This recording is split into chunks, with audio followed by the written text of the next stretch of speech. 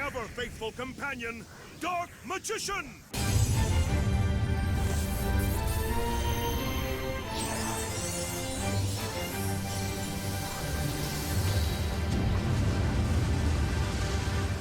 Welcome along, fellow Dark Magician enthusiasts, to another progress report. This progress report is for the month of February 2026, and oh boy, this has been a very interesting month, I will say.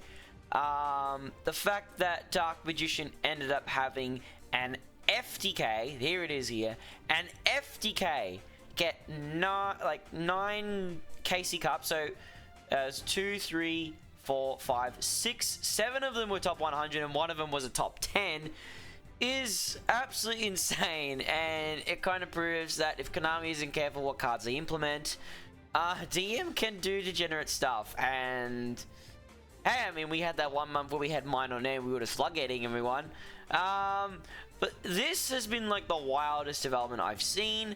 And I know I myself was thinking, like, you know, good, this FTK is dead. Apparently, it took someone less than a week to find a new one. A new FTK with the Eye of the United Dragon. Not great. The fact the FTK exists is dumb. Konami should have hit more than what they hit, but anyway, it is what it is, I guess. With Dark Magician itself, however, for February, there was only 3 cogs, which was kind of surprising. Only 3 cogs. I'm guessing not many people playing Dark Magician compared to like all other decks. And there's a lot more decks coming back, which it's going to be interesting to see how DM develops within the cog space. As for the KC Cup itself, there's been quite a few people, including myself, that made it to D level max with DM. So it's still good to see people, you know, doing their best with DM and, like, you know, trying it in a more competitive setting. And speaking of competitive, DM this month performed pretty okay, I will say. There was 2 second places, which one of them did include Aurora Paragon, floodgating, I know. Not really that fun, but anyway, glad Aurora Paragon is banned.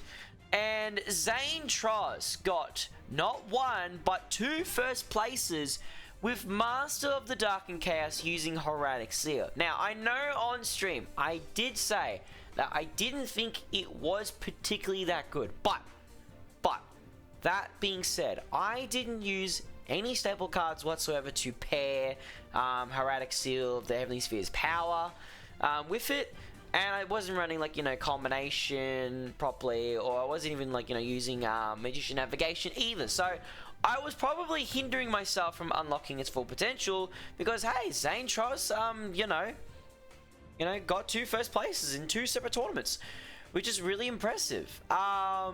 Or I could just say that I'm not as good as the deck as I think I am, but that's that's a subject for a different day. Anyway, it is really cool. It is really cool to see this strategy working out well. Very, very glad.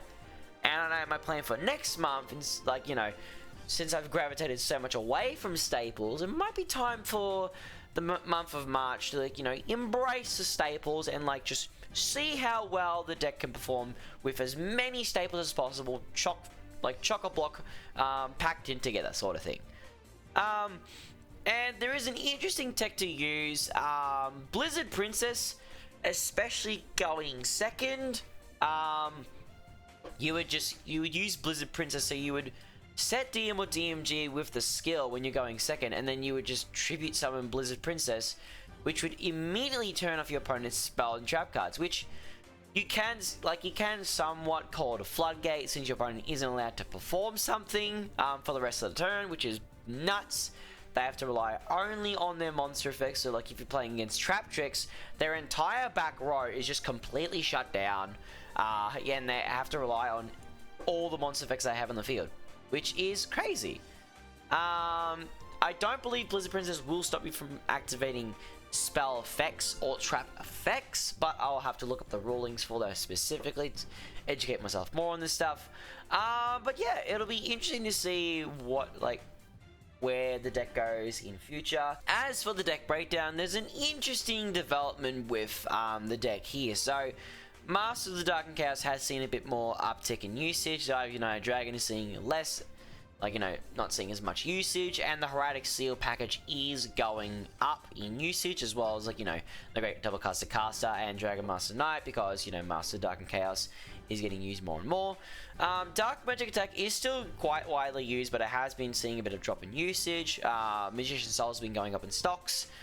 Illusion Magic is dropping quite a bit because, performing the Turn 1 Navigation combo isn't something you're really going to be doing much in DM anymore. It was a good strategy previously, but once people figured out the choke point that combo used, people can just stop it instantly, and it kills a lot of your combos.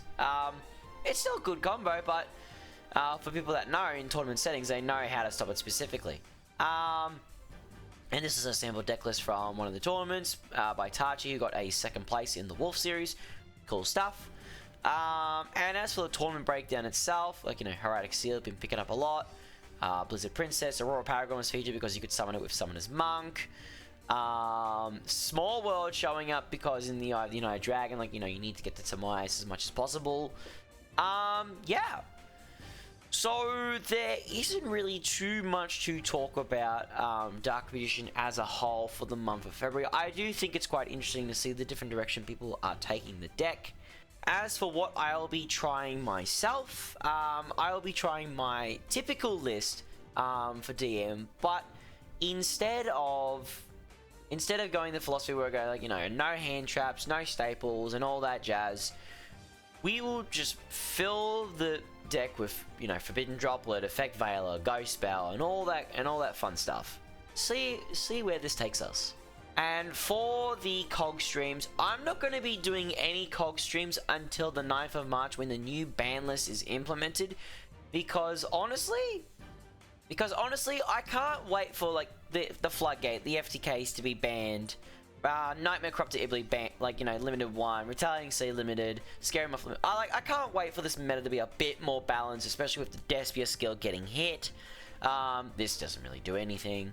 And a bunch of other cards being unlimited as well. I want to play in a more varied meta, and I'd rather not go up against constant branded matches over and over and over, as well as Starlight Drive skills that play 3 copies of Iblis and just turbo this thing out like no tomorrow.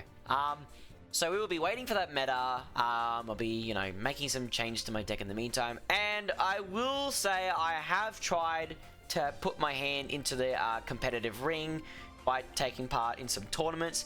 Unfortunately, I wasn't doing so crash hot in those tournaments, which, hey, might mean that some deck building philosophy does need to change. And we always learn from the misplays. Playing in a tournament can teach you a lot of things that you won't particularly know, especially considering what the opponents are playing and whatnot. In ranked ladder, you're always going to see more kaijus, more floodgates and stuff like that. In a competitive setting, those things tend to be more staple centric.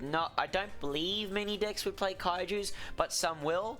Yeah, it'll be interesting to see how the tournament scene goes. I'm still going to be trying my hand at the tournaments and trying to get some tops, which would be very, very good, because DM needs more eyes on it, and I think a lot more people should be trying out the deck and seeing how they can make it really broken. With that all being said, thank you all very much for watching. I'll see you all next time.